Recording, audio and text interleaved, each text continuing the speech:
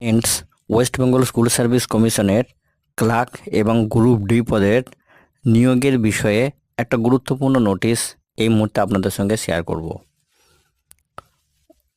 WBSSCর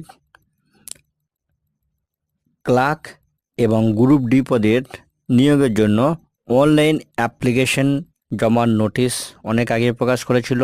online application submission এখনও চলছে। Last date ছিল 3/12/2025।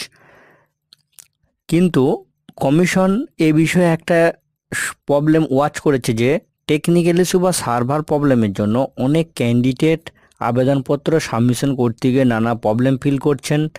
সেই কারণে কমিশন আজ অর্থাৎ 1/12/2025 তারিখে নোটিশ পাবলিশ করে জানিয়েছে অনলাইন আবেদনপত্র গ্রহণের তারিখ 8/12/2025 5:59 পর্যন্ত বর্ধিত করা হলো।